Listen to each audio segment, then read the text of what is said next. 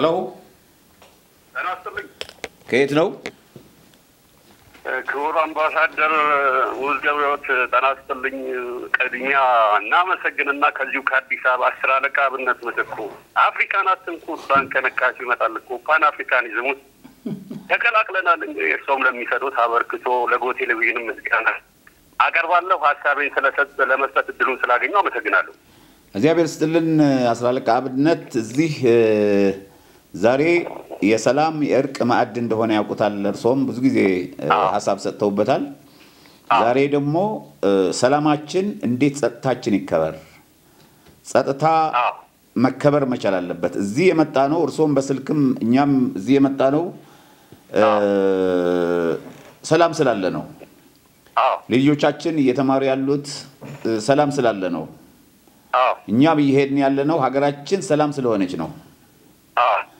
በዚህ መሰረት በሰላሙ ጉዳይ አሁን ዛሬ የጸጥታችን እንዴት ይከበር፣ ሰላሙና ጸጥታው እንዴት ይጣመር፣ ህዝብ ምን ይስራ፣ መንግስት ምን ይስራ፣ ፖሊስ ፌደራል ፖሊስ አሉ፣ እዚህ ሰዋው መተማጓች አቶ ወንድሙ አሉ፣ ምሁራን አሉ፣ አቶ ስዩም ኢንስፔክተር ዋና ኢንስፔክተር ፋንታውን አሉ እዚህ ፖሊስ ወክለው። ስለዚህ ይሄንን ነው። ስለዚህ እንዴት ነው የምናጣጥመው? እስቲ አጠራርገው ይንገሩን። ሰላም እንዴት ነው የምናመጣው? ምን እንስራ? ምን ይሰራሉ ሶስ? በጣም ጥሩ ክቡር አምባሳደር፣ እኔ ምን እረዳለሁ ሁሉ ጊዜ ሰላምና ጸጥታ የአንድ ሳንቲም ሁለት ገጽታ ናቸው። ምክንያቱም ሰላምና መልካም አስተዳደር ከሌለ አንጻራዊ ሰላም ባለበት እንደ አዲስ አበባ ሆነን ስናወራ እንደ ኢትዮጵያም ሆነን ስናወራ እኔም ራሱ ስናገር ፓን አፍሪካኒዝም ለአፍሪካ ነው። እኛ ኢትዮጵያዎች ቀደምትም በሰላም ስለምንታወቅ 99% ተከታይ ያለባት የምትባል አገርን ስለሆነች እንግዲህ ሰላም አንድ ወገን ብቻ አይደለም ስለፈቀደ የሚመጣውና እንላለን። አሁን ያለንበት ከግራ ከቀኝ ብዙ ቀውሶች አሉና እኔ ጦር መከላከያ ወታደር ሆኜ እንዳለፍኩኝ ለሀገሬ መስዋዕትነት ለመክፈል ዝግጁ እንደሆንኩኝ ጦርነት አይደለም የጦርነት ቆንጆና የሰላም አስቀያሚ የለውም ይባላልና ስለዚህ ለምጣዷ ሲባል አይጧ ይለፍ ትባላለች። ምጣዷ ኢትዮጵያ ናት። አይጧ ጦርነት ጉስቁልና ችግር ነውና አሁን ምን ያስፈልጋል ነው ዋናው ጭብጡና መከላከያ ብቻውን ፌደራል ፖሊስ ብቻውን ህዝቡ ብቻውን በተናጠል የሚሰራው ውጤት አያመጣም። መደረግ ካለበት የምክክር ኮሚሽን የሚባል ነገር አቋቁመናል አይደለም። ስለዚህ የዛሬ 30 40 ዓመት 50 ዓመት የነበሩ በነፍስ እንግዲህ በታሪክ ደረጃ ኢትዮጵያ ላይ ከጦርነት ወደ ጦርነት ከችግር ወደ ችግር ተከታታይ ነው። ይሄ ምንድነው? መስከን ፖለቲከኞች በዋልተኞች በሆኑበት ኢሊት የምንላቸው ሊትል በሚሉበት ኢሊት በእንግሊዘኛ ነው። ሊትል ትንሽ ነው አይደለና ኢሊት የሚባል ያቃል የሚባል ፖለቲከኛ የሚባል እንደ አሜሪካ ሪፐብሊካንና ዲሞክራት የሚባሉ አሉ። እነዚህ ሁለቶቹ ጠንካራ እሴት መብዛቱ አይደለም የሚያስቀድሙት ሀገራቸው ነው። እኛ ደግሞ ብዙ ስንማር አሁን በሰለጠነበት ዘመን ላይ ምን ማድረግ አለብን? ከኛ ዓለም ምን ይማራል ነው የማለት ያለብንና አሁን ማሰብ ያለብን ምንድነው? ወጣት 70% ነው ሲባል 70% ወደ ሰላም አስተዋጽኦ ለማድረግ በመከድ ማረድ ነፍጡን ወደ ማረሻ። ምክንያቱም ኑሮ ተወደደ እንላለን። የተወደደው ምንድነው? አምራቹ ኃይል በነፃነት እንዲንቀሳቀስ አልሆነም። ወጣቱ ግን ተጠቀሙበት አጀንዳ ያላቸው ውጭም እዚህ ታሪካዊ ደግሞ ጠላቶቻችን ጎረቤት ምናቃቸው ሁሌ ለኛ ማይተኙ አሉና አሁን ቴክኒኩን ወደዚህ እየተጠቀሙብን ያለው ችግሩ የኛ ብቻ ውስጣችን ብቻ አይደለም። ከውጭ ይህን አጀንዳ የሚያራግቡ አሉ። እንደው ደግሞ እንደ ምሳሌ ሚዲያዎቻችን ሚዲያንም እኔ ሁሉ ሚዲያ ላይ በየቀኑ ገባለሁና በሆነም መርጬ የመጣሁት በቴሌቪዥን እንግዲህ እንደ ሌሎች ኢንተርቴይንመንት እና መዝናኛ ላይ ነው ብዙ ያሉት ቴሌቪዥኑም ሬዲዮ ነው። ነገር ግን አገራዊ እሴት ለሰላም የሚባል ፕሮግራም አጀንዳ አድርጎ ይሄን ሐሳብ ስጡ ማልፈራቱ ትልቁ ነገር ምንድነው? ወደ ማጠንጠኛ የሚመጣው ሁላችንም አንዲት ሀገር ናት ኢትዮጵያ ያለን ብዙ ቋንቋዎች አለ። ቋንቋው መታያ ሆነን እኔ ማይ ብዬ ዋጠጣለሁ ቢሻም ብዬ ዋጠጣለሁ ወተር ብዬ ዋጠጣለሁ ውሃውን አልቀየርኩት። ሁሌም እላለሁ ማንም ብሔር ከማንም አይመጣም ማንም ከማንም አይመጣም ሁላችንም አዳምና ሔዋን ነው ብለን የመጣነውና ይሄን ማስደካለን ጦርነት አያስፈልገንም። ጦርነትን ደግሞ በጠመንጃ አይደለም በሰላም የሚመጣው። ሰላም ጦርነት ውስጥ ገብተን ጠመንጃ ማቆም አይደለም። ጦርነት ውስጥ አንገባ እኮ ብዙ ትሪሊየን ዶላር በትግራይም በአማሩ ገቡ ያጣን ነው አልቆመምና እላለሁ እንግዲህ ልቦና ይስጣቸው ለፖለቲከኞች፣ ልቦና ይስጣቸው ለሀገር ጠላቶች። እንዲህ አይነት ደግሞ የሚያወያይቶ ደግሞ ለሀገር ትልቅ ህልውና እያደረገ ያለው ጎህ እንደ ስሙ ጎህ ነውና ይሄን አጀንዳ አምጥታችሁ ይሄን ሁሉ እኔ ለመጀመሪያ ጊዜ ደረጃ እንዲህ አይነት አላየሁኝም። እንዲህ ሲወያይ እንዲነጋገር ተብሎ ኃላፊነትን የሚይዝ የግል ቴሌቪዥን ተቋም አላየሁም። የመጀመሪያው ለእኔ ጎ ነው። ለዚህ ነው እየተከታተልኩ ሀሳቤን ለመስጠት መደውለውና እርግጠኛ ነኝ ይሄ ቴሌቪዥን ነገ ደግሞ ትልቅ ቦታ ሰፍቶ አገራዊ ሆኖ በትልቅ ቦታ አገራዊ ኃላፊነትን እየተወጣ እየተደገፈ የሚቀጥል ሊሆንታ በኢኮኖሚ በፖለቲካ በሰላም የራሱን አስተዋጽኦ ያበለጽጋል ለማለት ፈልጋለሁ። አመሰግናለሁ። ሌላ የሚሉት አለ? እንግዲህ አሁን ለመጠቃለያ እድሉ ከተሰጠኝ አሁንም እላለሁ ለመጣዷ ሲባል አይቷል። ኢትዮጵያ ትልቅ ሀገር ነን። ትልቅ ህዝብ ላንድ ኦፍ ኦሪጂን የተገኘ የተባልን ስለሆነ እንደ ሰው ልጅ መገኛነታችን አሁንም አንዳንድ ተቋሞች የማየው ነገር አለ መሰማው በዚህ በጤናው አካባቢና የስራ ማቆም የሚባል ነገር አይሰራም። ምክንያቱም ዶክተር ብዙ አገር ላይ ዋጋ እየተከፈለው ሰው ዋጋ እየከፈለ ሳይማር ያስተማረውን ህዝብ ነው የሚያገለግለው። ክፍያ ለማንም አይደለም። አንድ ዶክተር ዛሬ ስራ ቆመ ማለት አንድ ህጻንና አንድ ካንሰር በሽተኛ ሕክምና ላገኘ ነውና ሁሉንም በመስከር አቅጣጫን ወቅቱን የጠበቀ ደግሞ ቢሆን አሁን ወቅታችን ይታወቃል። ብዙ ችግር ያለብን በጦርነት ብዙ ውድመት ያለብን አሜሪካ ዩኤስአይዲ ምንድነው ማዕቀብ የጣለብን ብዙ ሰዎች ስራ ባጡበት ላይ አንዱን ነገር ብቻ የውጭ አደንጃዎችን እያመጡ ፖለቲካን መጠቀሚያ ባይሆኑ ዶክተሮቻችን ስፔሻሊ በቃሉና እነሱ ከምንም በላይ የሚከፍሉት ዋጋ ከገንዘብ በላይ ሰውን ማዳን ነው። እንደዚህ ደግሞ የሚሰሩ ብዙ ሰዎች ስላሉ የእነሱ ልቦና እዚህ ነገር ላይ እንነጋገር። አንድ ሀገር ነው፣ አንድ ህዝብ ነው ያለንና ሁላችንም በጥሞናችን ሀገር እናስተላልፈው መልስ ይሄ ነው። አመሰግናለሁኝ አስራ አለቃ አብነት። ለሚቀጥለው ቅድም ያሉት አንድ ነገር ነበረ። ምንድነው ያሉት? ጎህ ቴሌቪዥን ዘርፉ ብዙ ይሆናል ያሉት የታሰበ ነገር አለ። አንዱ ቴሌቪዥኑ በዚህ በእርቅ ማዕድ እንዳለ ሆኖ በሰላሙ ጉዳይ ይሰራል። የሚሰራው ዘርፍ አለ። ሌሎች ዘርፎች ደግሞ ይቋቋማሉ። ምክንያቱም ስፖርት፣ በፖለቲካዊ፣ ማህበራዊ፣ ኢኮኖሚያዊ የመሳሰሉ የተለያየ እንትኖች ያደርጋሉ። የተለያዩ ሙያ ያላቸው ሰዎች በዚህ ገብተው እናንተ ሙያ ያላችሁ መስራት እንደምትችሉ ከኮርዳዊት ተነጋግረናል። ስለዚህ ይሄ እየሰፋ ነው የሚሄደው። በአንድ ብቻ ሳይሆን በእርቅ ማዕድ ብቻ ሳይሆን እየሰፋ እየተለጠጠ ለሀገር ጉዳይ ለሀገር አንድነት ክብር እየሰራ ነው የሚሄደውና ይሄን ሊይዙልኝ ፈልጋለሁ። አመሰግናለሁ። ህብረት ይስጥልኝ። አመሰግናለሁ ክቡር አምባሳደር። እሺ ሄሎ፣ ከየት ነው? ማን ልበል? አቶ ኪዱ ከአድዋ። እሺ፣ ስለዚህ ዛሬ በእርቅና ሰላም ሆኖ ጸጥታችን እንዴት ይከበር? በኢትዮጵያ በሙሉ ኢትዮጵያ ባለው ሰላማችን እንዴት እንስራ? ህዝቡ ምን ይስራ? በሰላም ጉዳይ መንግስት ምን ይስራ?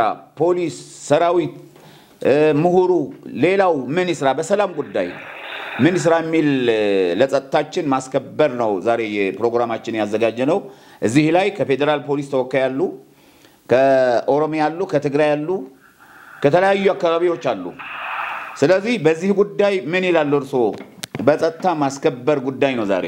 ጸጥታችን እንዴት እናክብረው እንዳስከብረው? በተለይ በእናንተ አካባቢ እንዲያውም በአድዋ አንድ ልጅ ባለፈው ማህሌት ተከላይ የምትባል ሁሉ ወስደው እንትን አርጓት በወርዋ ነው በሁለት ወርዋ ነው ሬሳ የተገኘው ይመስለኛልና ምንድነው እንደ ኢትዮጵያ ነው የሚያወሩኝ? እንደ ኢትዮጵያዊ ነው የሚያወሩኝ እንጂ እንደ አንድ አካባቢ አንቀበልም። እውነት ነው። እሺ፣ ለተሰጠኝ እድል ከልብ አመሰግናለሁ። እውነቱም አምባሳደር የሀሳብ ርዕስ መርጠው ለዚህ ከኢትዮጵያ ወንድሞቼ ጋር እንዲወያይ እድል ስለሰጡኝ ከልብ አመሰግናለሁ። ለሚዲያውም አመሰግናለሁ። እሺ። እና በርዕሰ ጉዳይ እንዳሉት የሰላም ጉዳይ ለፖሊስ፣ ለመከላከያ፣ ለኢትዮጵያ መንግስት፣ ለኮሚኒቲ ማህበሮችን ብቻ የሚተው አይደለም። በእጅ ላይ ተያይዘ በጋራ ስትጠብቀው ህብረተሰባችን ሰላም ያገኛል። እለት ከቦታ ቦታ እንደ ልቡ ይንቀሳቀሳል። ኑራችንን ያቀልልናል። ከአንድ በኩል ያለውን ምርት አትክልትን ነው ለምንሳም ያለውን ግብይቱን እንኳን ከቦታ ቦታ እየተዘዋወረ ነው እንትን የሚሆነው የሚደረሰው ሰላም ሲኖር ነው የሚደረሰው። ስለዚህ ለሰላም ህብረተሰቡ ምን ማድረግ አለበት? ለተጠየቀው ጥያቄ እውነት ነው። ለአንድ ብቻ የሚተው አይደለም፣ ለፖሊስ ብቻ የሚተውም አይደለም። ከፖሊስ የከተማው ጸጥታ አካባቢውን ያለውን የፖሊስ የሚመጣው እሱን ከጎን ሆነን ማገዝ አለብን፣ ይጠበቅብናል። ያየነውን ለምስክርነት ቀርበን የህግ ሉዓላዊነት እንዲያገኝ መፍትሄ እንዲያገኝ ጥረት ማድረግ ይጠበቅብናል። እንደ ሀገርም ወንድማሞች እንደ ኢትዮጵያዊነትም አስበን ከጫፍ እስከ ጫፍ አንድ አካል የአዳም የሔዋን ዘር እንዲሁም ኢትዮጵያን ስለን ስንጠራ ወንድማሞችም በመሆናችንም ይህን ተከብሮ በአብሮነት መቀጠል አለበት።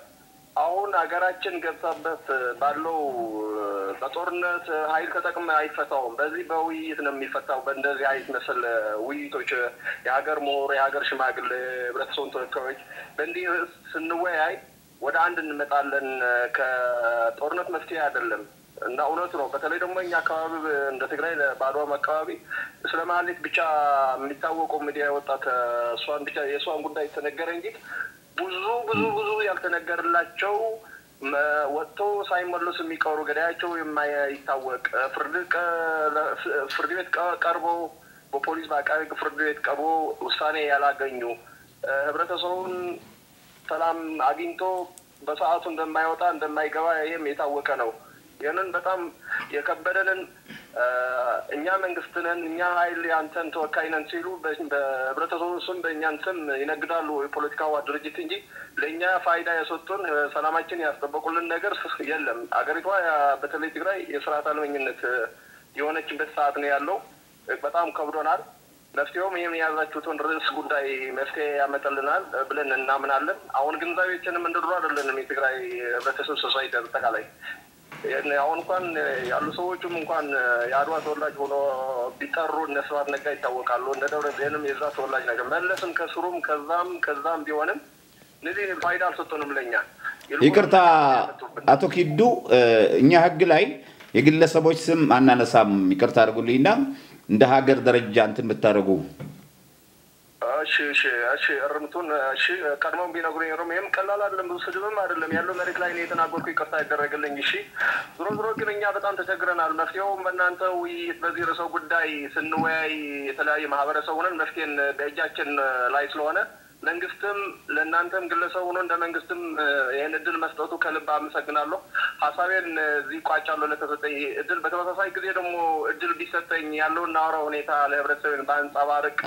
አሁን አቶ ኪዱ ትንሽ ይጨምሩና ትንሽ ደቂቃ እንዴት ናችሁ? አሁን ሰላም ነው? ትግራይ አድዋ ያው በሰላም ጉዳይ እየተነጋገርን ስላለን አድዋ ትግራይ ሁሉም አውራጃዎች ሰላም ነው አሁን? እንዴ ምን ይመስላል? ሰላም ይመስላል። ሰላም የሚያደፈርሱ ሰዎች አሉ፣ ሌላ አዋጅ የሚያወጡ ሰዎች አሉ። ይሄ ደግሞ ለሰላማችን ለኢትዮጵያ ጥሩ አይደለም። ስለዚህ እንዴት ህዝብ ምን እያደረገ ነው? የትግራይ ህዝብ ወጣቱ ምን እየሰራ ነው ያለው? የትግራይ ህዝብ በህወሓት ታጣቂዎች የሚባሉን ተፈራርቶ የሚኖር ህዝብ ነው። ህዝቡ ሰላም ይፈልጋል። በዘንግ መሳሪያም አያስፈልገውም። በዘንግ ዱላ በቀጭኑ የሚተዳደር ህዝብ ነው። ከጥንቱን አማጣቶም ይሄ ነው። አሁን ግን ችግር የሚፈጥርበት ያለው እኔ ያንተ ወገን ነኝ የሚለውን ታጣቂ ቡድን እኔን ደግሞ ስርዓቱን ወክዬ ህወሓት በሚለው ስም እኔን ያስተዳድራለሁ እኔ ወኪላለሁ ጦርነቱን ሲካሄድ ጄኖሳይድ ተፈጸመ እያለ በእኛን ስም የራሱን ህይወት ሰርቫይቭ አድርጎ ህይወቱን የሚያተርፍበት ድሎች ሆኖ ነው የመጣው። አሁንም ያለውን ይሄ ነው። እኛ መቼ ነፃ እንደምንወጣ ከዚህ ሁሉ ቆይ እስቲ አቶ ኪዱ ይቅርታ አቶ ኪዱ አሁን አድዋ ሀብታም ነው በሙሉ ህዝብ ሀብታም ነው ዴታ ነው ሁሉም ፎቅ ኢትዮጵያ ያለው ሌላ ቦታም ያለው እሱ ነው ይባላል። የአድዋ ነው የሚባለው። እንዴት ነው አለው ትርሶ ፎቅ ወይ አዲስ አበባ ወይ መቀሌ ምናምን ወይ አድዋ? እኔ እንደ ታራ ህብረተሰብ ምስክር እንደዛ ትግራይም እንኳን አጠቃላይ እንደዛ ነው የሚባለው። እንደ አድዋ ጥቂቶች ነው ባለስልጣኖች ናቸው ባለ ሀብት ናቸው እንጂ ሌላ እኮ ከትግራይ ሙሉ ልንገር አንደኛ በህዝብ ብዛት በቆዳ መሬት ስፋት በአውራጃ አድዋ እስከ 11 ወረዳ ያላት በጣም ሰፊ ማህበረሰብ ነው። ይሄ ግን በድህነት የሚኖር ነው። ይሄን በጥቂቶቹን ያሳዩትን ስልጣን ይዞ በሚጠቆምበት ሀብት እነሱን አስመጪ እነሱን አስላኪ በመሆናቸው ጥቂት ስልጣን ይዞ እና ዘመዳቸው ከአይነ ሁሉ አድዋ ድሃ አይወክልም። እንዴ እሱ ምን ፎቅም ሀብትም ፋብሪካም ምናምንም የለውትም? እኔ ፋብሪካ ምንም የለኝም። እንደ ህዝብ እንደ የህወሓት ድርጅቶች ግን ጨርቃ ጨርቅና እምነበረድ አሉ። እነዚህ ሁሉ በግሎ እርሶ በግል እኔ በተራ ህዝብ ነኝ። እኔ በልቼም አላድርም። በጣም ተቸግሬ የምኖር ህብረተሰብ ነኝ። 7 ትውልድ ተቆጥሮ በድህነት ምን አረንቋ ምን ታዳድር ሰዎች ነን። እኛ እኔን የሰላም እጦት ደግሞ ተጨምሮብን በጣም ተቸግረን ነው የምንኖረው። የዕለት ጉርሻችን እንኳን እንደ ሰላም ሲገኝ ነው ጠግበን የምናድረው። ይሄ ምንም የለንም። ግን እንደዛ ተደርጎ ይወሰዳል። ስህተት ነው። ይሄን ደግሞ መሰመር ያለበት ጥቂቶች ባለስልጣኖች እና የባለስልጣን ዘመዶች ሀብት መዋል የተባለውን እውነት ነው። እነሱም ቢቆጠሩ ከ100 200 አይበልጡም። ይሄ እንደዚህ ደግሞ አድዋ ህብረተሰብ አይወክልም።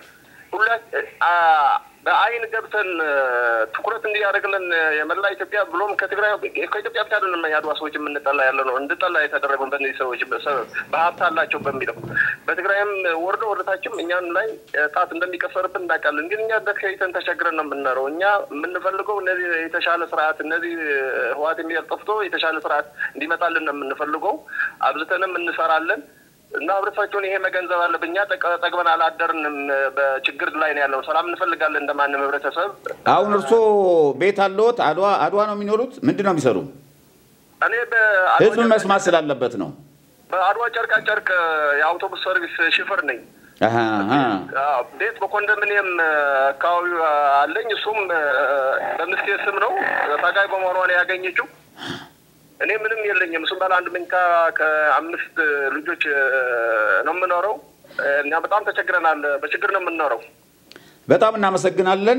የኢትዮጵያ ህዝብ ያውቃል ተጠቃሚዎች ትንሽ እንደሆኑ የኢትዮጵያ ህዝብ ያውቃሉ። እና እስቲ አንድ ጥያቄ አቶ ወንድሙ የሚባሉ የሰብአዊ መብት ተሟጋችና ጠበቃ ናቸው። እስቲ ጥያቄ ካላቸው እስቲ ይመልሱልዎት። አመሰግናለሁ አምባሳደር። አቶ ክንዱ አንድ ጥያቄ አለኝ። እሺ የኢትዮጵያ ህዝብ ባለፉት 27 ዓመታት የነበረበትን የዘረኝነት ጥግ አይተናል። ትግራይን ነፃ አወጣለሁ ብሎ 17 ዓመት ተሸፈተ። 27 ዓመት መላ ኢትዮጵያን ተቆጣጥሮ የገዛ ገዢ ቡድን የትግራይ ህዝብ ሳይሆን ለትግራይ ህዝብ ለተጋሩ ልጆች ለሰፊ ተጋሩ ልጆች ነው ጥቅም የጠቀመው ወይስ ለዘመዶቹና ለራሱ ፓርቲ አባሎች ነው? አንድ ጥያቄ ይሄ ነው። ሁለተኛ ባለፈው ጊዜ ትግራይ ውስጥ የተካሄደውን ጦርነት ዓለም ያውቃል፣ ኢትዮጵያኖች እናውቃለን። አሁን ህወሓት ከህጋዊ ፓርቲ በራሱ ጥፋት የታገደ ቢሆንም አሁንም በዛው ፓርቲ ስም የትግራይን ህዝብ ለሌላ 3ኛ ዙር 4ኛ ዙር ጦርነት ለመክፈት በተለይም በትግራይ ህዝብ ላይ በኢትዮጵያ ህዝብ ላይ ከ1990 ዓመተ ምህረት ኢትዮ ኤርትራ ጦርነት ጀምሮ በቀደምለትም በተካሄደው ጦርነት የትግራይን ህዝብ ድምጥማጡን ለማጥፋት የሚፎክረው ሻቢያና የሻቢያ ወታደሮች አቶ ጌታቸው ረዳ እንደገለጡት በትግራይ ውስጥ የተካሄደው የሴቶች መደፈር 76% የሻቢያ ወታደሮች ናቸው የፈጸሙት ብሎ ራሳቸው የህይወት መሪዎች በጥናት ያረጋገጡትንና አሁን ደግሞ ለሌላ ጦርነት ህዝቡን እያዘጋጁ ያሉት የፕሪቶሪያ ስምምነት የኢትዮጵያን ህገ መንግስት እናከብራለን፣ በኢትዮጵያ ህገ መንግስት ስር የተመሰረቱትን የፌደራል ተቋማትን እናከብራለን፣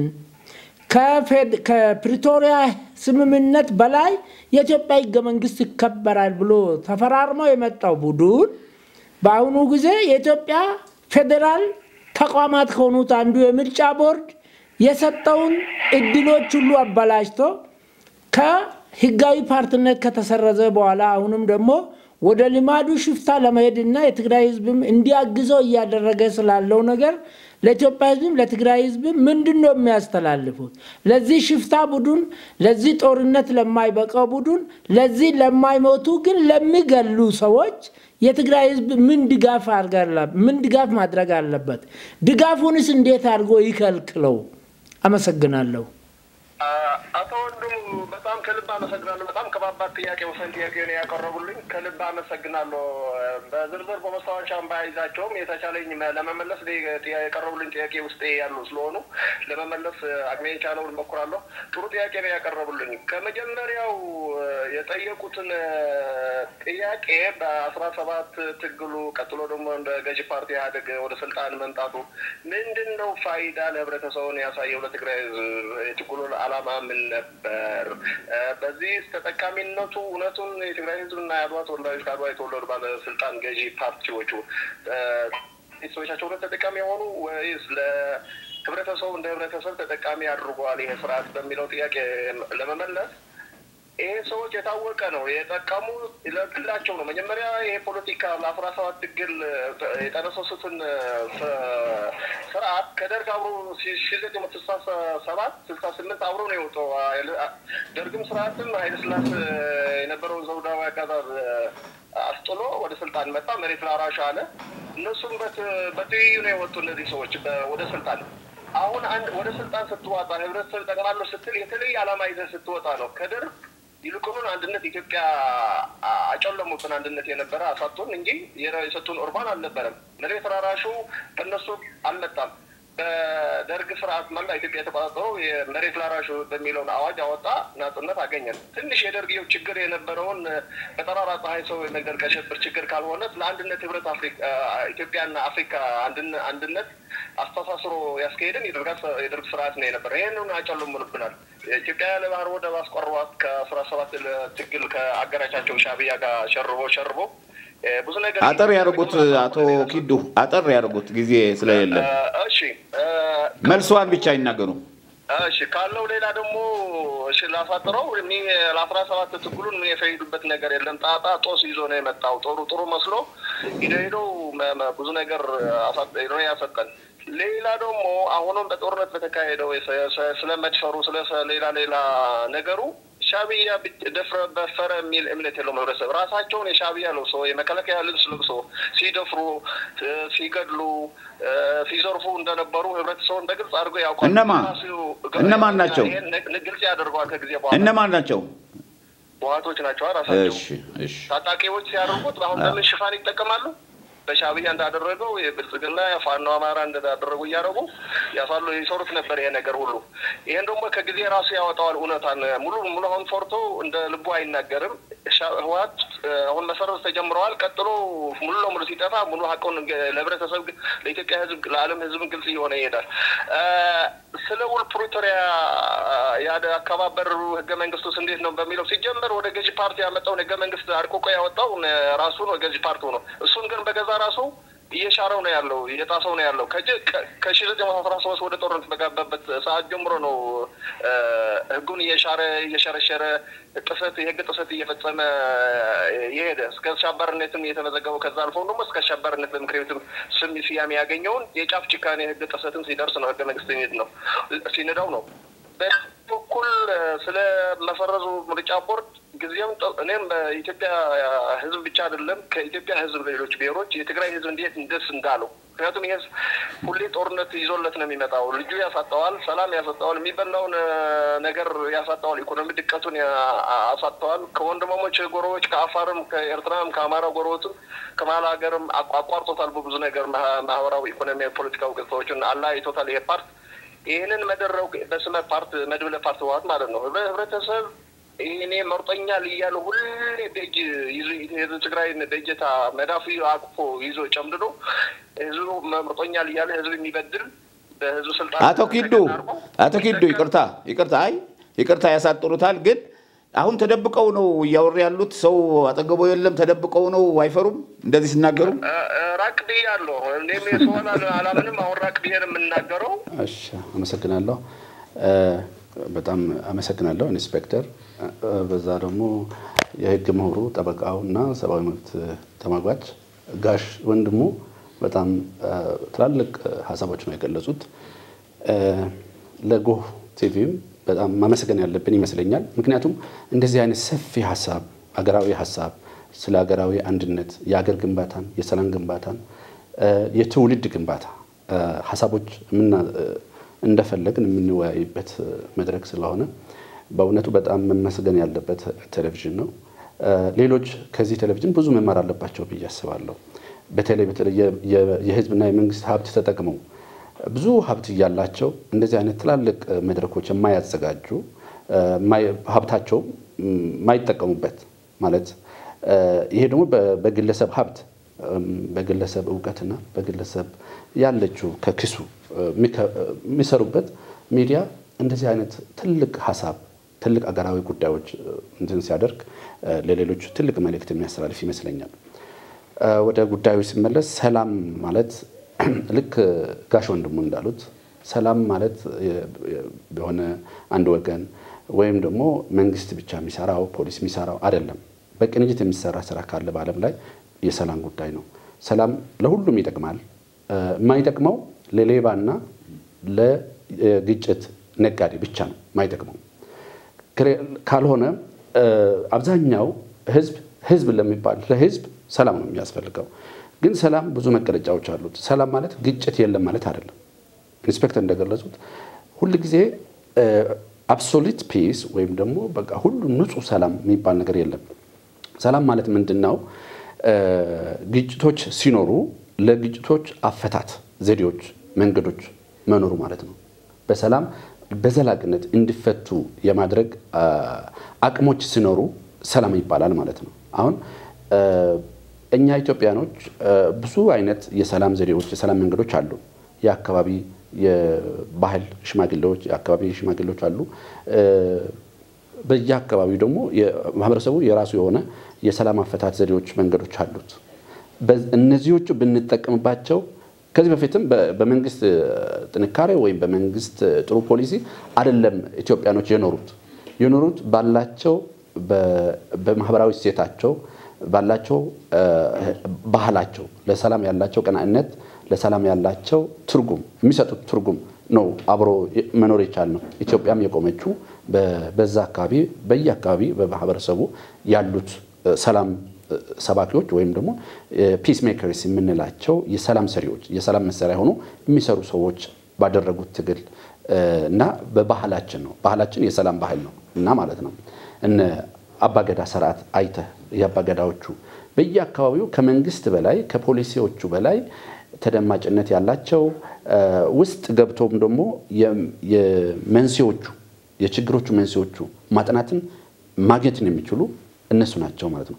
አሁን ፖሊስ ሰላም ማመጣለው ብል ከነሱ ጋር ሰርቶ ነው ሰላም ማምጣት የሚቻለው። ከአካባቢ ሰዎች ከአካባቢ ተላላቅ ሰዎች የአካባቢ አገር ሽማግሌዎች ጋር ሆኖ ነው ሰላም የሚያጣው። ይሄ የሚሆነው ለምንድነው? አካባቢ በደንብ የሚያውቁትና የነገር ስር መሰረቱ የሚያውቁት የዛው አካባቢ ስለሆነ ማለት ነው። ይሄ ማለት ምንድነው? ሰላም የሁሉም ነው። ሰላም የሁሉም ስንል ሁሉም ለሰላም መስራት አለበት እንደማለት ነው። አሁን ኮሌክቲቭ ሪስፖንሲቢሊቲ ይባላል። እንደገና ኮሌክቲቭ አካውንታቢሊቲ የሚባል ነገር አለ። አንድ አካባቢ ሰላም ሲጠፋ የሚጠየቀው ማን ነው? ሁሉም ነው መጠየቅ ያለበት። ሰላም ሲፈጠርም ለሰላም ሁሉ ነው አብሮ መስራት ያለበት። ስለዚህ ሰላም የሁሉ ነው። ሰላም ለሁሉም ይጠቅማል ካል ሁሉ ደግሞ ለሰላም መስራት እንዳለበት እንደ ሐሳብ እየሰጠን ነው ማለት ነው። ትልቅ መልእክት ነው። አንድ አካባቢ ሰላም ካለ እዛው ያለው ማህበረሰቡ ባለድርሻ አካሉ ብዙ ነው። የሰላም ባለድርሻ አካል ማለት ነው። ኦኬ አሁን በዩናይትድ ኔሽን በስኮላርስ ሰላም ሲገለጽ በምንድነው ምሉት? አሁን ለምሳሌ ፊዚካል ቫዮለንስ ወይም ደግሞ የሚታይ ወይም ደግሞ ግልጽ የሆነ ግጭት ሲደረግ ያ ግጭቱ መፍታት መቻል አንድ ጉዳይ ነው። ዳይሬክት ፒስ የሚባለው ነገር አለ ማለት ነው። እንደገና ደግሞ ስትራክቸራል ወይም ደግሞ መዋቅራዊ በሚባል ነገር አለ። ሁሉም አገልግሎት ሰጪ ተቋማት ሁሉም ማህበረሰብ ድርጅቶች በየደረጃ ያሉት ፍትሃዊ የሆነ ሀብት ክፍፍል ሲሆን ፍትሃዊ የሆነ አገልግሎት አሰጣጥ ሲኖር ፍትሃዊ የሆነ አገልግሎት ሲሰጥ ምንድነው ሰላምን የማረጋገጥ ስራ ማለት ነው። ሰላም ይረጋገጣል በዚህ በፍትሃዊ በሆነ አገልግሎት ሲገኝ ማለት ነው። ስለዚህ በተቋም ደረጃ ሁሉም ተቋሞች በሰላም መስራት አለባቸው ሲባል ምንድነው ተቋሞቹ የሚሰጡት አገልግሎት በጣም ለህዝቡን እርካታ መስጠት የሚችሉ እንደገና ንጹህ የሆኑ ፈጣን የሆነ አገልግሎቶች ሲሰጥ ማለት ነው። ይሄ ተቋሞች ሰላም በዚህ መልክ መስጠት ይችላሉ። በዚህ መልክ ደግሞ ሰላምን ማረጋገጥ ይችላሉ ማለት ነው። ከዛ ቀጥሎ ደግሞ ባህል ካልቸራል ፒስ የሚባል ነገር አለ ማለት ነው። ምንድነው እያንዳንዱ ማህበረሰብ የየራሱ የሆነ ተረክ አለው የየራሱ የሆነ እሴት አለው ቫልዩስ አለው። እነዚህ ቫልዩስ ተረኮች ባህሎች ያሉት ለሌላ ሰው ሰላም የሚሰጡ መሆን ያለባቸው በየማህበረሰቡ የሚነገሩት አባባሎች አሉ። እነዚህ ሰላም የሚሰጡ ለሌሎች ክብር የሚሰጡ በክብር መሰጣጠት ነው ባይዘው ሰላም የሚመጣው። ስለዚህ ለሌላ ባህል ለሌላ አካባቢ ሰላም መስጠት ማለት በባህልህን ያለው ሰላም ሜቢ የግጭት መንስኤ ሊሆኑ የሚችሉት ጉዳዮች መቅረፍ ማለት ነው። ስለዚህ ሁሉ በሰላም በባህል የአካባቢ ያለው ባህሎች እና እሴቶቻችን መፈተሽ ያለብን ይመስለኛል ማለት ነው። ምክንያቱም ያንድ ሌላ አካባቢ ማህበረሰብ የምንቅ ወይም ደግሞ እንደ ሌላ አይቶ እንደ ትንሽ ነገር እንደሆነ ወይም ደግሞ ተረኮቻችን ተበደልን የሚል ቪክቲም ፕሌይ የሚጫወት አይነት ማህበረሰብ ከሆነ በድለውናል ጦርነት ገጥመውን ነበር አሸንፈውናል አሸነፍናቸው ምናምን የሚባሉት ነገሮች ከባህላችን ማውጣት አለብን ከተረኮቻችን ማውጣት አለብን። ምንድን ይሄ ካልቸር ሰላም በካልቸር ዙሪያ መስራት የምንችልበት አንድ መንገድ ነው ማለት ነው። ሌላ ምንድነው የሚባለው ሁሉም ሰው ሁሉ አካባቢ ልክ ጋሽ ወንድሙ እንዳሉት ስርዓቶች በፈጠሩት በደሎች ነበሩ ደርሷል ሁሉም አካባቢ በተለየ እንትን የሚደርስበት አካባቢ አይደለም ግን ስርዓቶች የሚፈጥሩት በደሎች ነበሩ እነዚህ በደሎች ያ ሌላ አካባቢም ደግሞ እንደዛ አይነት ቁስል እንደዛ አይነት በደል እንደተፈጸመ ማወቅ አለብን ማለት ነው እውቅና መስጠት አለብን ምክንያቱም የየራሳችን ቁስል ብቻ የምናይ ከሆነ ሰላም አናመጣም ማለት ነው ግን ሰላም የሚረጋገጠው ደግሞ ሰላም ዘላቂ የሚሆነው በየአካባቢው እንደኔ ችግር የደረሰበት እንደኔ በደል የደረሰበት የተበደለ ማህበረሰብ አለ ማደግ እየቻለ መታወቅ እየተገባው ያልታወቀ ያላደገ ባህል አለ ብለን ለራሳችን እንትን መጠየቅ ያለብን እና እነዚህ አይነት ተረኮች አንድ ላይ የሚያስማሙን እንደገና ደግሞ አብሮ የሚያኖሩን ባህሎቻችን መፍጠር ነው ያለብን ማለት ፕሮሞት ነው መደረግ ያለበት ማለት ነው እነዚህ አይነት ማለት ነው ይሄ እንዴት ይሆናል ብለን ከጠየቅ ልክ እንደተባለው ሁሉም ሰው ምክንያቱም ከራሱ ጋር መታረቅ አለበት ሰው የሌለው ነገር አይሰጥም ሰው ከውስጡ ሰላም ካለ ለጎረቤቱ ሰላም መስጠት ይችላል ውስጡ ሰላም ከሌለ የሌለው ነገር መስጠት ስለማይችል ሰላም መስጠት አይችልም ማለት ነው ስለዚህ ሰላም ከግለሰብ ጀምሮ እስከ ማህበረሰብ እስከ ሀገር ደረጃ የሚያድግ ነው የኢትዮጵያ አሁን ያለንበት የኢትዮጵያ ጉዳይ ከሌላ ጊዜም ከሌላ ግጭቶች የተለየ ነው ብያስባለሁ ብዙ ጊዜ ግጭቶች ነበሩ በኢትዮጵያ ያሁኑ ግን ትንሽ የተለየ ነው ብያስባለሁ ለምሳሌው ያሁኑ የተለየ ምለው ምንድነው የሌላ ጊዜ የነበረ ግለሰባዊም ነው አንዳንድ ማለት በሀብት ክፍፍል ላይ የሚደረግ ወይም ደግሞ ኢፍታዊነት አለ ተብሎ ሲገመት ነበር ያሁኑ ግን ኢትዮጵያ አሁን በያዘችው መንገድ ወዴት እንደምትሄድ ይታወቃል በዚህ ሰዓት አሁን ካልተገኘች ኢትዮጵያ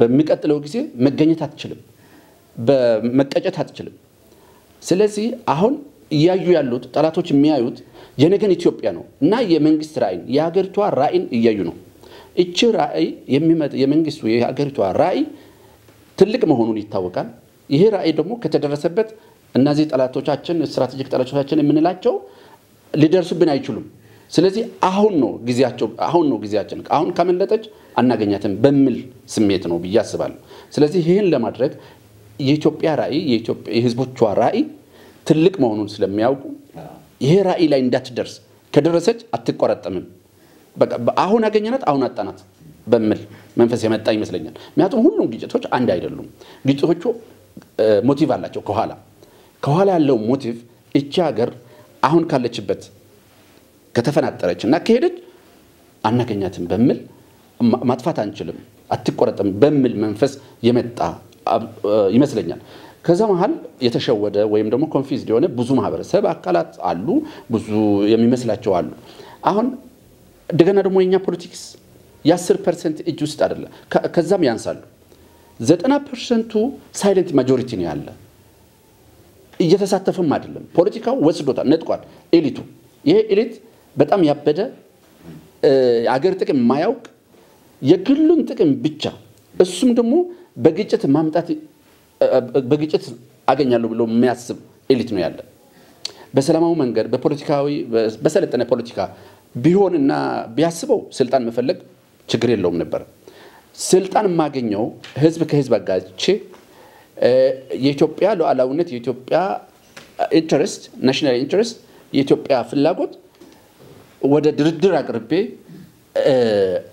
ወደ ስልጣን እመጣለሁ ብሎ የሚያስብ በጣም ጨለምተኛ የሆነ ኃይል ነው ያለው አሁን እያስቸገረ ያለው ማለት ነው ግን ስልጣኑን ነው እንጂ የሚያየው አገሪቷ እያፈረሰ ወይ አገሪቷ እናት አገሩን እየጎዳ እንደሆነ አያይም ማለት ነው ምክንያቱም ይሄ ኤሊት ስታየው በጥላቻ የታወረ አስፍቶ ማየት የማይችል ምክንያቱም አገሪቷ ከፈረሰች ወይም ደግሞ አገሪቷ መድረስ ከምትፈልገው ራዕይ ወደ ኋላ ከቀረች የሚጠቀመው ነገር አያሰላም ለጊዜው በቃ ለ5 ዓመት አያስብም ለ1 ዓመትም አያስብም ማለት ነው አሁን ለጊዜው ወንበር ላይ ወሉጣ ወይም ስልጣን ሊይዝ የሚል ኃይል አለ እነዚህ ደግሞ የማን መሳሪያ ሆኑ ስትራቴጂክ ጣላቶቻችን ስትራቴጂክ ጠላቶቻችን የምንላቸው እነሱንም ያውቃሉ የኢትዮጵያ ራዕይም ያውቃሉ እኛንም ያውቃሉ ማለት የኢትዮጵያኖችን ማለት ነው አሁን እነሱን በደንብ መጠቀም ይፈልጋሉ ስለዚህ ችግሩ በጣም ስር የሰደደ በጣም ረጅም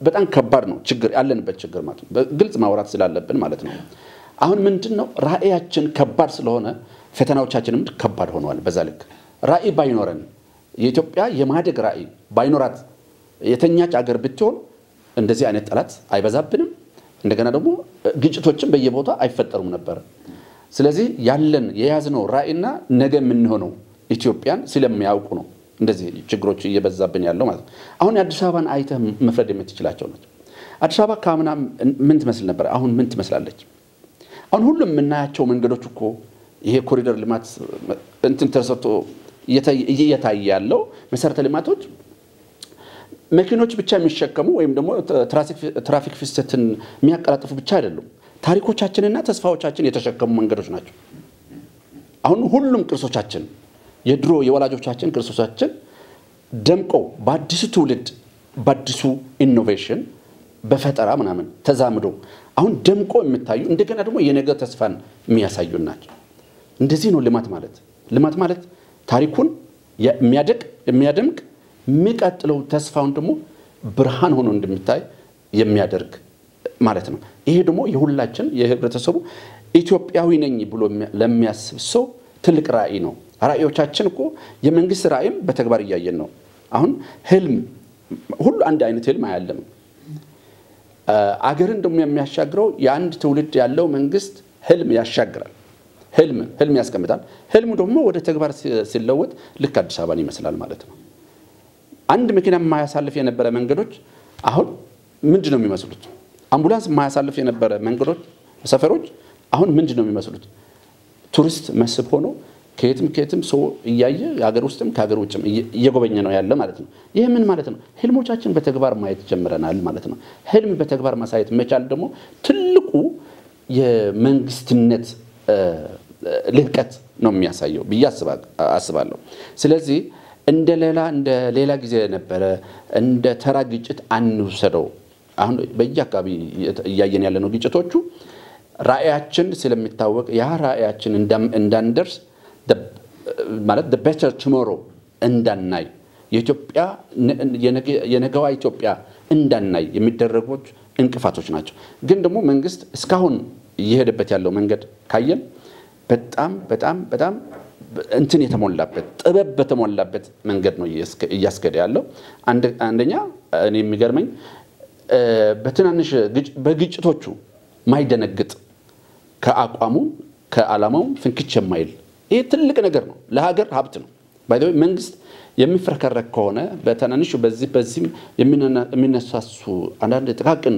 ጉዳዮች አቋሙን የሚለውጥ ራዕዩን የሚተው the right track መያዙ ነው በቃ መረጋገጥ ያለበት right track አለው ራዕይ አለው ስለዚህ ለሱ ኮሚትድ መሆኑ ነው መንግስት ውጤታማ የሚያደርገው ስለዚህ ባለው በያዘው መንገድና ባስቀመጠው ራዕይ የሀገራዊ ራዕይ እና ታማኝ በመሆኑ ለሀገራዊ ራዕይ ለራሱ ታማኝ በመሆኑ ይደናቀፋል በያላስብም በዛ ውስጥ ግን በትላልቅ ሰዎች ስም ተደብቆ ነገሮች የሚያባላሹ ግን የሉም ማለት አይደለም አሁን ለምሳሌ በክቡር ጠቅላይ ሚኒስትር አብይ ስም በሳቸው ስም በሱ ስር በጣም ማያስፈልግ ብዙ ነገሮች የሚሰሩ ሰዎች የሉም ማለት አይደለም በክብርት ከንቲባ ስር ብዙ ችግሮች የሚፈጥሩ ሰዎች የሉም ማለት አይደለም እንዲያውም እኔ የምለው ምንድነው መንግስት መዋቅር ውስጥ ሆኖ ችግር የሚፈጥሩ ሰዎች ከሌሎች ከተላላቅ መንግስታት በላይ መንግስትን ያፈርሳሉ ምክንያቱም የመንግስትን መዋቅር ተጠቅሞ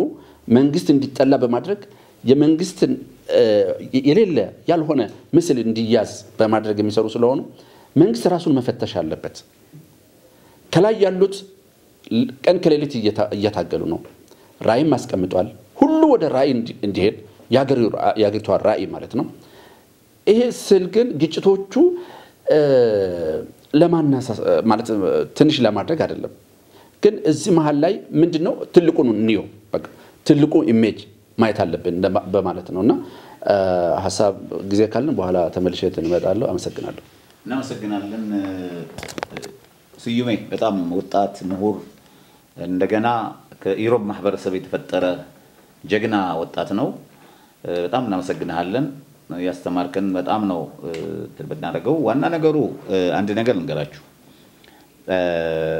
ኢትዮጵያውያን ደማችን አንድ ነው። ጀግኖች ነን። መሪዎቻችንም ጀግኖች ናቸው። ፌደራል ፖሊስም ጀግና ነው። ፖሊስም ጀግና ነው። መከላከያ ሰራዊታችንም ጸጥታችንም ጀግኖች ናቸው። ህዝቡም ራሱ ጀግና ነው። ግን ቅድም አቶ ወንድሙ እንዳሉት በመሃል ልክ እንደ ነጭ ወተት እንደሚገባ ዝንብ ነገር ችግር የሚፈጥሩብን ሰዎች አሉ። ህዳሴ ግድባችን እንዳይገደብ፣ ሀገራችን እንዳታድግ፣ ሀገራችን ወደ ቁርቁስ እንድትገባ የሚሰሩ ሰዎች ኢትዮጵያውያን አሉ። አንዱ ሚዲያዎች ናቸው። አንዶቹ ሁለተኛው አሉ ሰዎች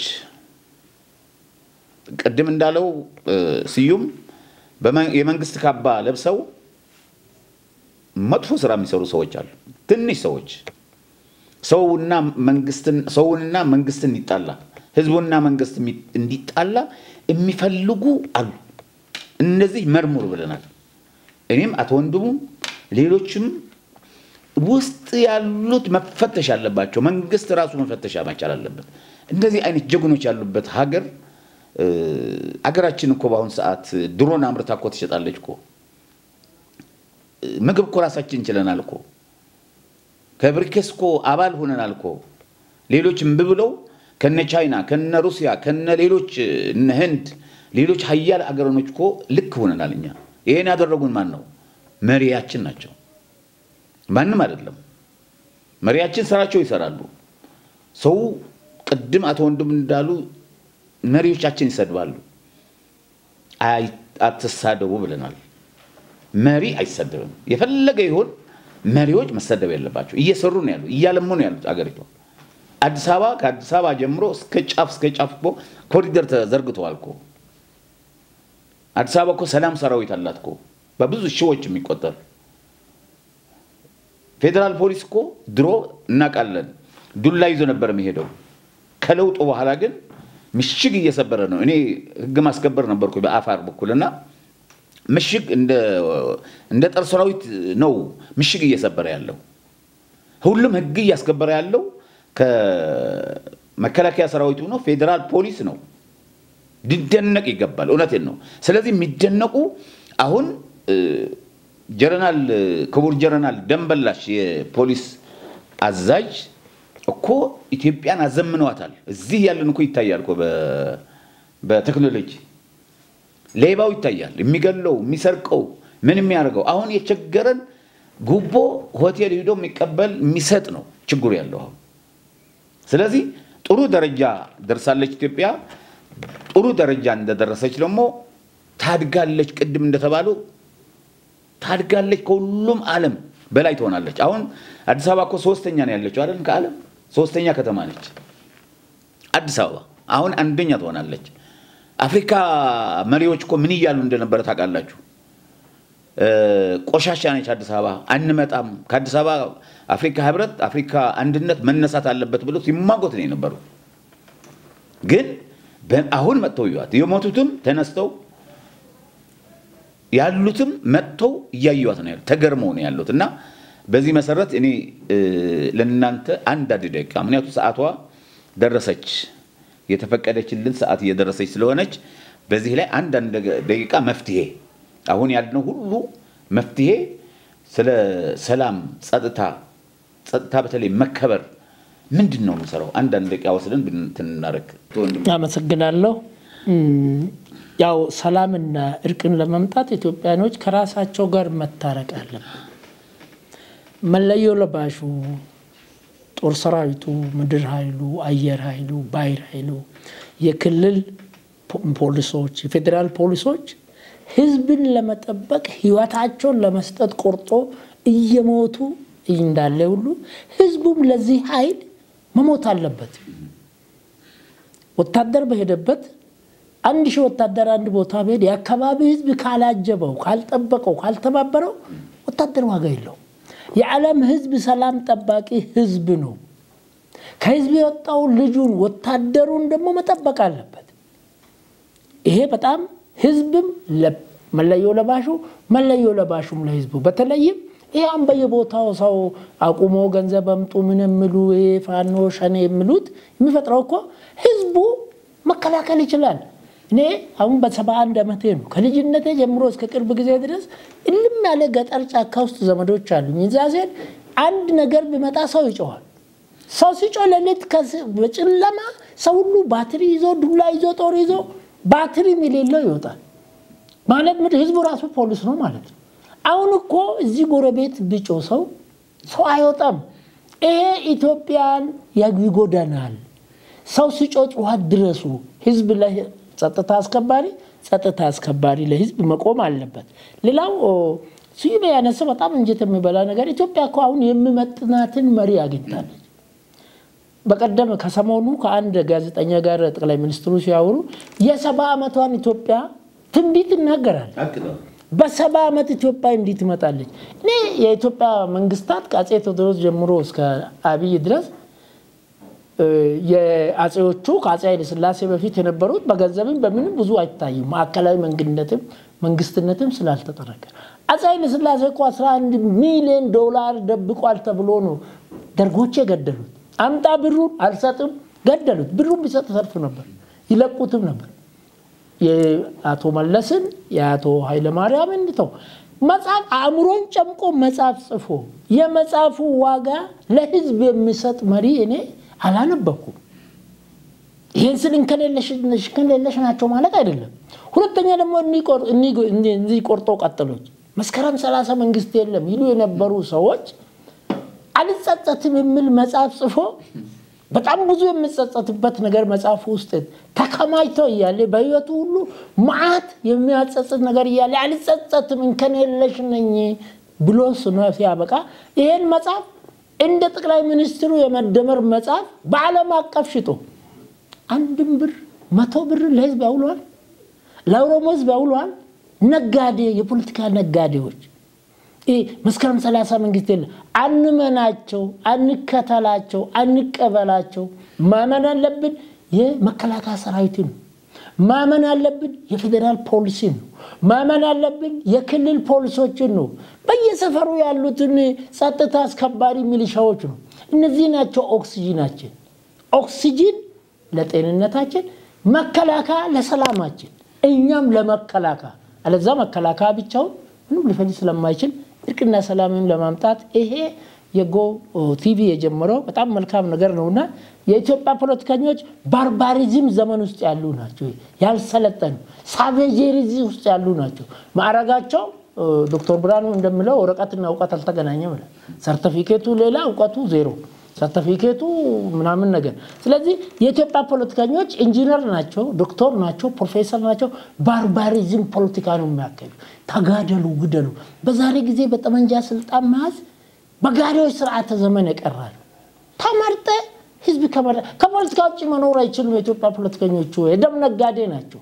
ደሞዛቸው ልጅ ያላቸውም የሉም ያላቸው ትዳር ያላቸውም የሉም። ያላቸው ፖለቲካ ማተዳደሪያ መሆን የለበትም። ጥሬን ግሬን እናር መጨረሻ መልእክቴ ሰሞኑን የጤና ባለሙያዎች የደሞዝ ጥያቄ አንስተዋል። ችግር የለም ከአድዋ ነሳ አዎ ጥያቄ የለም ጥያቄ መጠየቅ ፖሊስና መከላከያ ሰራዊትና የጤና ጥበቃ ሐኪሞች እኮ ስራ ማቆም አይችሉም።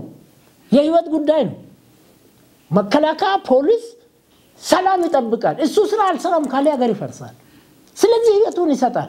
ደሞዝ ጥቅማ ጥቅም ከሀገር በፊት በኋላ በሀገር አይቀርም። ሐኪሞቻችን ህይወት ጠባቂ ናቸው። ወላድ እናቶች አሉ ህፃናት አሉ። ለማኑ ሐኪሞቻችን ከተቀረው የኢትዮጵያ መንግስት ሰራተኞች በእውነትም የኑሮ ውድነቱ እንደተጠበቀ ሆኖ ደሞዝ ይጨመርልን ጥያቄ እንደተጠበቀ ሆኖ ስራ ማቆም ማለት እኮ ህይወት ይጥፋ ማለት ነው። ማርደሪዝም ነው። ገዳይነት ነው። ጥያቄያችሁን ጠይቁ። ስራ ማቆም እኔ የህግ ባለሙያ ነኝ እንደቅምት በዓለም ላይ የሐኪም አንድ ሰው መጥቶ አክመኝ ብሎ እንብብል ያ ሐኪም ይጠየቃል ይከሰሳል። ያ ማለት እኮ እኔ ጠበቃ ነኝ ቃለ መሐላ ገብቼን ጠበቃ ነኝ ኢንስፔክተር መጥቶ እንደሞ ጠበቃ ሁነኝ ብለኝና አልሆንልህም ብለው ቢከሰኝ ያስቀጣኛል። ቃለ መሐላ የሰጣነው ደሞዝ ፈልገን አይደለም ህይወት ለማዳን ነው። ሰላም ለማስከበር ነው። ሰላም አስከባሪዎች ስራ ማቆም አይችሉም። ህይወት ጠባቂዎች ስራ ማቆም አይችሉም በሐኪሞች ላይ ደግሞ የተለየ ኑሮ ውድነት አልመጣም ሐኪሞቹ አብዛኞቹ 90% ሰላማዊ ራሳቸውን ሰጥተው የሚሰሩ ሲሆኑ 10% 5% በቆርጦ ቀጥሎች መስከረም 30 መንግስት የለም በሚሉት ምንድነው ደካማ መንግስት ሲም ገልጾታል ደካማ መንግስት የአዲስ አበባን ኮሪደር መንገድ ይሰራል ደካማ መንግስት ባህር ዳር ውስጥ ያሉትን ልጆች ይሰራል እንዴ ደካማ መንግስት 65 ከተሞች ውስጥ ኮሪደር ይሰራል እንዴ ደካማ መንግስት ከአሜሪካ ከኔቶ ጋር ተጋፍጦ ኢትዮጵያን ያስከብራል እንዴ ደካማ መንግስት እኮ ሽፍቶችን ነው ቦስባትን ይዞ ሲያበቃ ምረት የሚሰጥ ነው ይሄ ደካማ መንግስት አይደለም እነዚህ መንግስትን ደካማ የሚሉት ግን በጣም ደካማ ከሆናቸው የተነሳ ከራሳቸው ጋር ታርቀው በ70 ዓመት በ60 ዓመት ትዳር ያልመሰረቱ ጎጆ ያልቀየሱ ባርባሪክ ሰዎች ናቸውና ኢትዮጵያ ሐኪሞች ባካቸው ህዝብን አስቀድሙ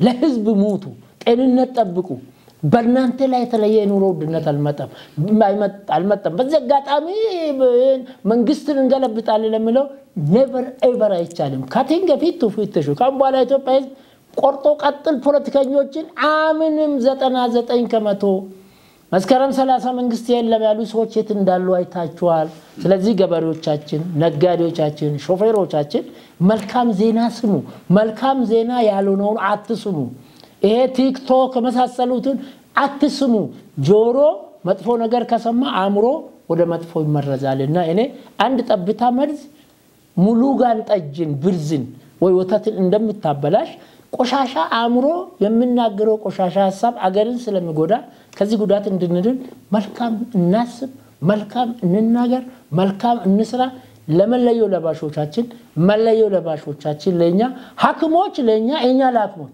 አመሰግናለሁ ተበርሰለን ስለዚህ ለማሳጠን ሞክራለሁ ያው አንድ ደቂቃ ስለሆነ አሁንም የምለው ያው ጋሽ ወንድሙ ሁሉም ነገር ገልጸውታልና ራእይ ያላቸው ኢትዮጵያኖች አሁን በአገራዊ ራእይ ላይ ተባብረን እንስራ የሚል አንድ መልእክት አለኝ ምክንያቱም ራእይ የማይታያቸው ጥቂት የደም ነጋዴዎች ደግሞ ከቻሉ ትንሽ ትግስት አድርገው ትንሽ ይጠብቁ እንቅፋት አይሆኑ ለአገሪቱ ለእናት ሀገር ማበርከት የሚችሉት ብዙ ነገር ነበር ግን እነሱ ፖዚቲቭ ካልሆኑ አትሊስት እንቅፋት አለመሆን አንድ እንዳገዙት ይታሰባልና መንግስት ራእይን አስቀምጧል ሀገራዊ ራእይ አለ ህዝቡ ደግሞ ራእይ አለው ይሄ ራእይ እንቅፋት ላለመሆን ይጣሩ የሚል አንድ መልእክት አለኝ ሁለተኛ ቀላል አድርገን የማናየው ሰላም ጉዳይ በየአካባቢ የምናያቸው የግጭቶች ሁኔታዎች ናሽናል ሴኩሪቲ ኢሹ መሆኑን መታወቅ አለበት የኛ የሀገሪቷ የደህንነት ጉዳይ ነው ደህንነት ጉዳይ ፈርስት የሚታይ ነገር ነው ናቱም አገሪቷ የመቀጠልና ያለመስቀጠል ጉዳይ አሁን ዛሬ ገኘናት ወይም ዛሬ አጣናት በሚሉት ከበባዎቹም አሉ ውስጥ ያሉት ለባንዳው ምልመላውን ጨርሰዋል ኦሬዲ ፋይናንስ የሚያደርጉት በጣም ብዙ ነገር አለ እነሱ አካውንታብለታቸው ምንድነው ተጠያቂነታቸው ወደ ነዛ ነው ወደ ከሀገር ውጭ ያሉት ጠላቶቻችን ናቸውና አሁን ብዙ ጊዜ ግጭት አለ የሚባል ኢትዮጵያ ውስጥ ኤርስ በርስ የምናረጋቸው ነው የሚመስላቸው ሰዎች እንደሱ ግን አይደለም አገሪቷ እየደማች ያለችው ከሌላ ከውጭ ሀገር ከመጣው አሳሰብ ከመጣው ጠላትነት መንፈስ ነው እየተዋጋች ያለችው አገሪቷ ስለዚህ ማየት ያለብን በየሰፈሩ ያሉ ትናንሾቹ መንስያቸው ሌላ ነው አሁን አድማ ምናምን ይባላል ብዙ ሰው እኮ ተመችቶት አይደለም የሚኖረው ግን ለነገይቷ ኢትዮጵያ ተብሎ መስዋዕት መክፈል አለብን ሁላችን ራእዩ የሚታየን ሰዎች ያቺ ምናያት ኢትዮጵያ ለመኖር አንዳንድ መስዋዕቶች መክፈል አለብን ማመን ያለብን ነገሮች ማለት ነው እንደገና ደግሞ ግጭቶቻችን ምናየው ግጭቶቹ መነሻቸው ኢትዮጵያ ወይም የኛ መሰረታዊ ፍላጎታችን አይደለም ከሌላ የመጡ ግጭቶች ናቸው ኢምፖርት የሆኑ ግጭቶቻችን ናቸው ስለዚህ እነዚህ ኢምፖርት የሆኑ ግጭቶች መንግስት እየተዋጋ ነው ግን መንግስት የሚጎለው ነገር አለ ብዬ አስባለሁ ምክንያቱም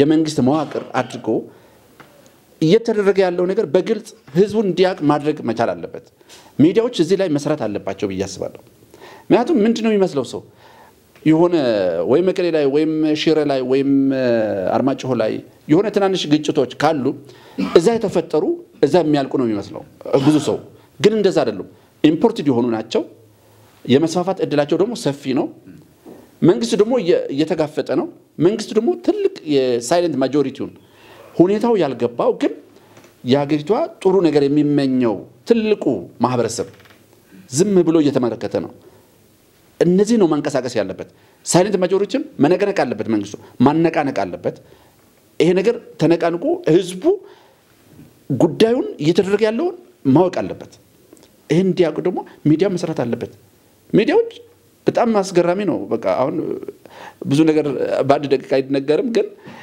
እንደ ጎህ ቲቪ አገራዊ ጉዳይ ላይ ምንድነው እየተደረገ በሚለው መድረክ አዘጋጅቶ ባለድርሻ አካላትን ጋብዞ ከሁሉም አቅጣጫ ከሰሜን ከደቡብ ከምስራቅ ከምዕራብ ሰዎቹ ስለ ሀገራቸው ሁኔታ መነጋገር መቻል ትልቅ ነገር ነው መንግስቱ ደግሞ መዋቅሮቹን ማጥራት አለበት በቃ አንዳንዴ በጣም ይገርማል አገልግሎት ለመስጠት ሳይሆን ተገልጋይ ሆኖ ነው የምታገኘው ሰውዬው አገልግሎት ለመስጠት ያስቀመጥከው ሰውዬ ተገልጋይ ይሆንብሃል ስለዚህ የአገልጋይነት መንፈስ servant leadership መስፋፋት መቻል አለበት ብዬ አሰብኩ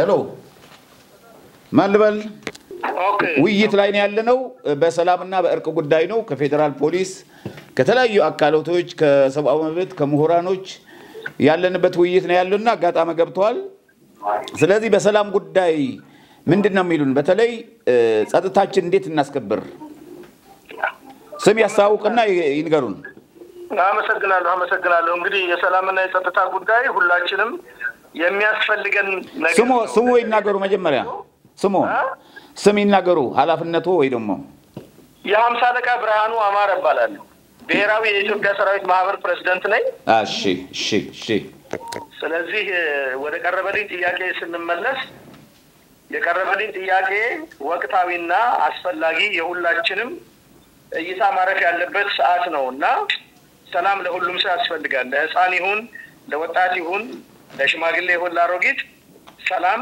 ቅድሚያ የሚሰጠው ጉዳይ ነው ስለዚህ በሰላም ጉዳይ ምን እንላለን ያስፈልገናል እናስፈልጋለን እኛም ለሰላም ሰላምም ለኛ ያስፈልገናል እሺ ስለዚህ ይሄ እንዲሆን ደግሞ ምንድነው የተቀየምንበት ቅር ያልንበት ያልተመቸንን ነገር እንዲመቸን መነጋገር መወያየት አስፈላጊ ነው ብዬ ነው የማስበው ለሁሉም ነገር መፍቻ የሚሆነው መወራረፍ ሳይሆን መጨቃጨቅ ሳይሆን መሰዳደብ ሳይሆን መዘላለፍ ሳይሆን መነጋገር መወያየት በቀል ልቦና ወደ መድረክ ቀርቦ ነገሮችን መፍታት አስፈላጊ ነው ብዬ ነው የማስበው እኔ መሆንም ያለበት እውነታው ይሄ ነው የመጣንበት መንገድ የሚያስተምረን ከዚህ አንፃር ነው አባቶቻችን ቁጭ ብለው ይነጋገራሉ ችግሮቻቸውን ይቀርፋሉ ያስታርቃሉ ያስማማሉ የበደለ ይከሳል የተበደለ ይካሳል ሀገርና ትውልድ እንዲቀጥል ትልቁ ሀብታችን ይሄን ብሂል ማስቀጠል ነው ይሄን ሴት በደንብ አርጎ አይኖችን ከፍቶ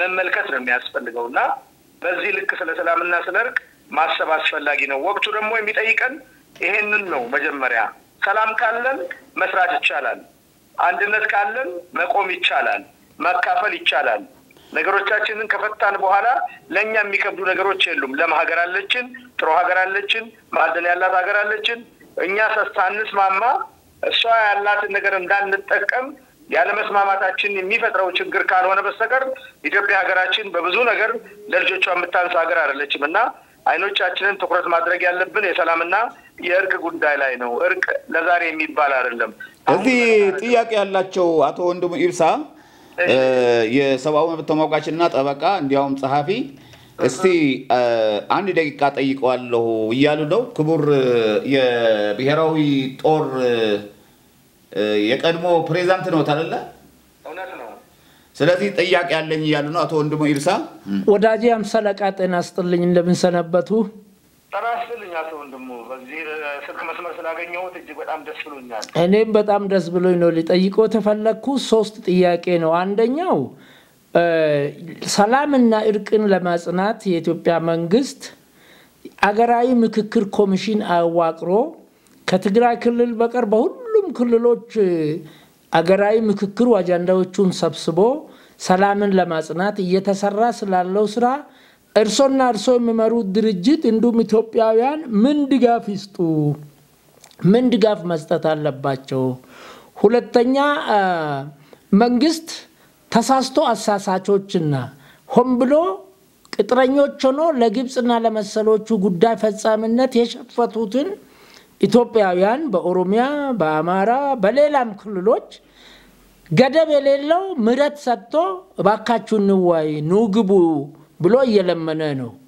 በድሮ ጊዜ ማዳግም እርምጃ እንወስዳለን ነው የሚባለው። በአሁኑ ጊዜ ሸፈትክ ግባ፣ የዘረፍክን ይዘ ብላ፣ የገደልክም አልጠይቅህም ተው ብላ ያለ መንግስት በሚለምንበት ጊዜ የገደሉ ገዳይነታቸውን ለመቀጠል የዘረፉ ዘራፍነታቸው ሀብት ሳይጠየቁ ለመቀጠል የሸፈቱትም አንታረቅም ወደ ጠረጴዛ ዙሪያ አንመጣም ብሎ የቀጠሉት ላይ የእርሶ አስተያየትና ኢትዮጵያ ህዝብን ምን ማድረግ አለበት?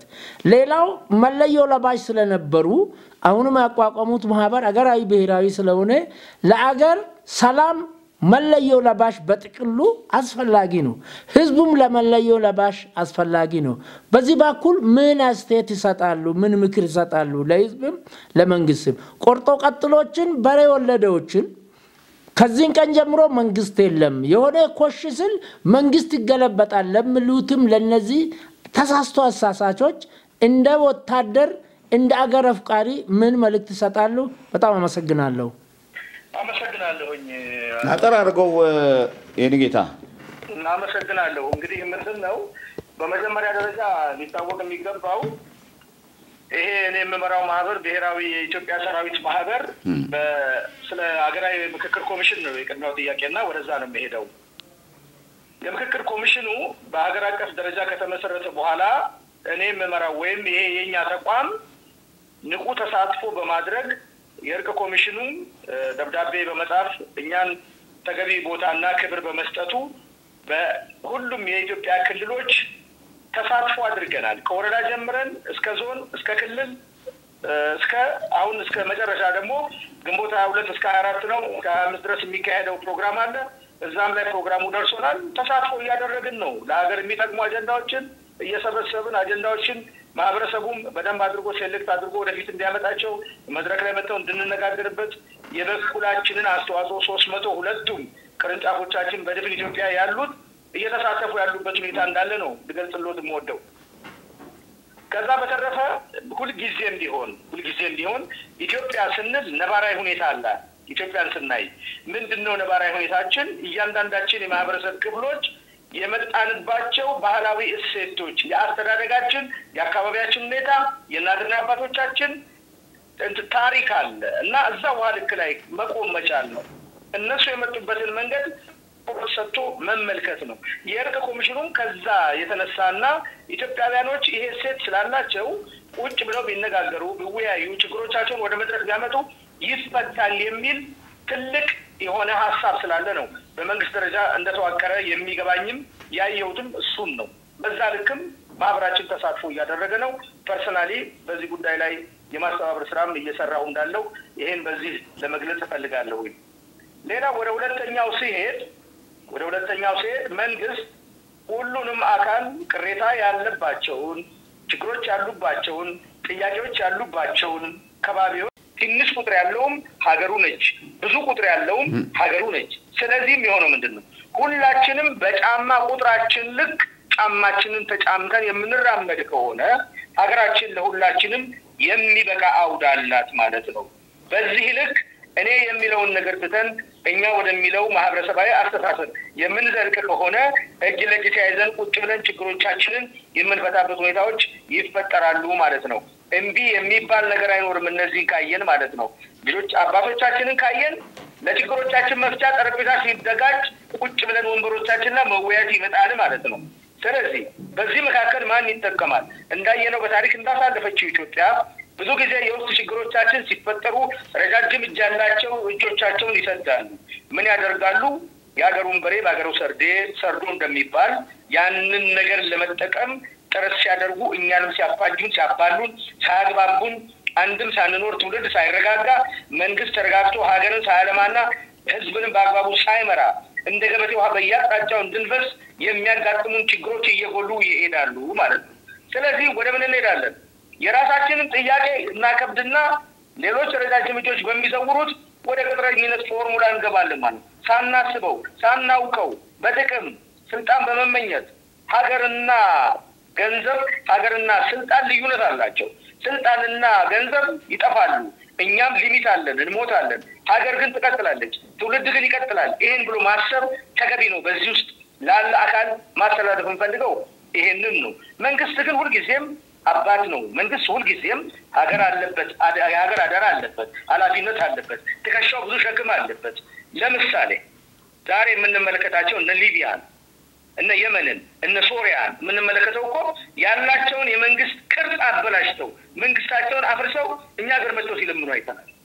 ኢትስ ኦኬ። እኛን በዘር ከሆነ በቋንቋ ከሆነ እነሱ ተሰደው ሲመጡ የእነሱ ቋንቋ እኮ አፈር በልቷል። በአማርኛ እርዱን ብለው እኮ አጽፈዋል።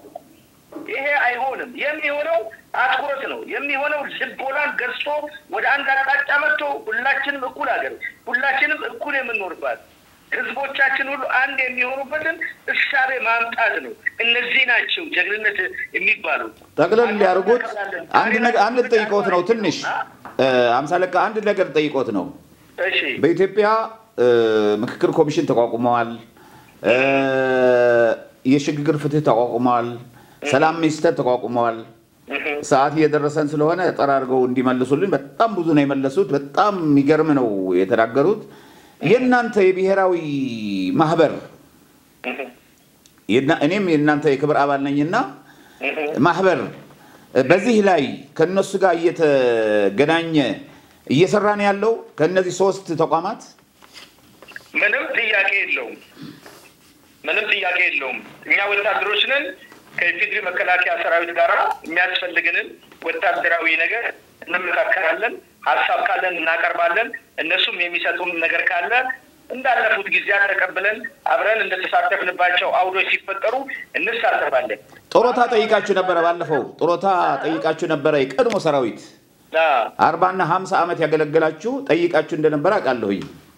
እውነት ነው። መጠየቅ ብቻ አይደለም፣ ወደ ግዳጅ ገብተንም እስከ ህይወት መስዋዕትነት ከፍለናል። አዎ፣ ግን አሁን ምን ላይ ደረሰ ይሄ ጦሮታ የተባለው? የጡረታ ጉዳይ መንግስት ጡረታና ሕክምናችሁን ተቀብሎ ጥያቄውን እየሰራ ነው የሚል መልስ ነው የተሰጠን።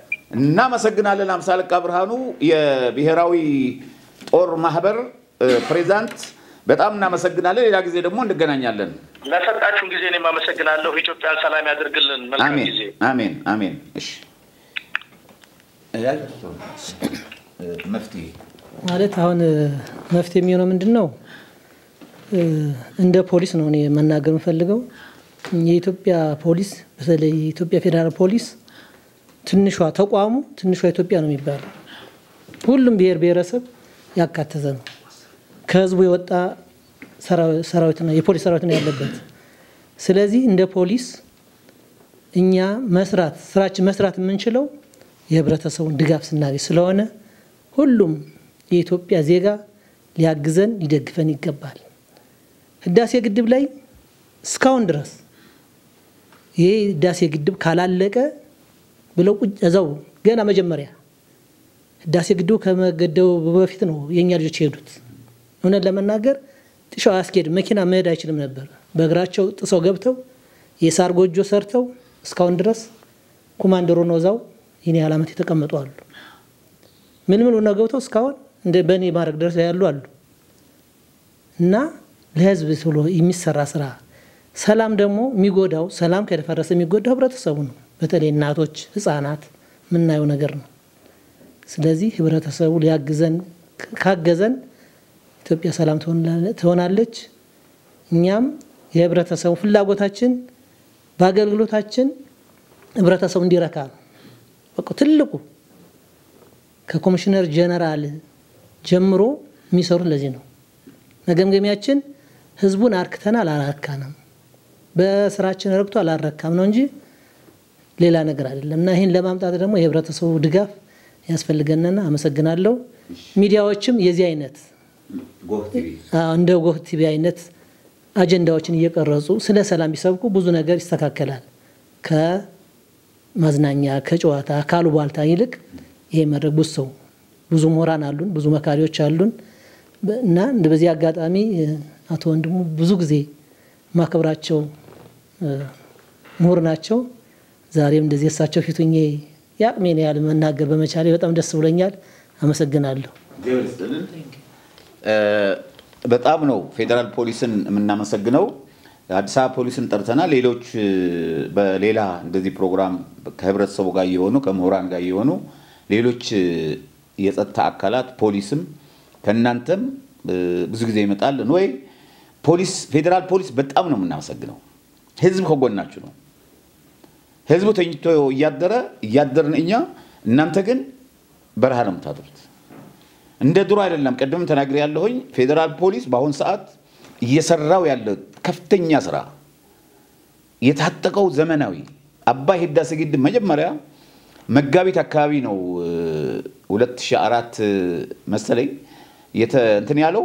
እኔ ከረምት ነው የአዲስ አበባ ፎረሞች ይዤ ነው የሄድኩት እና ፌዴራል ፖሊስ ብቻ ነው የነበረው እና ምግብ የለም ዛ ውሃም የለም። እነሱ ጋር ነው ያደርነው የሆነ ጎጆ ነገር በሳር ሰርተው ምናምን እና እስካሁን ድረስ ሌላ ጊዜ 15 ጊዜ ሄጃለሁኝ አባይ እዛው ነው ያሉት አሁን።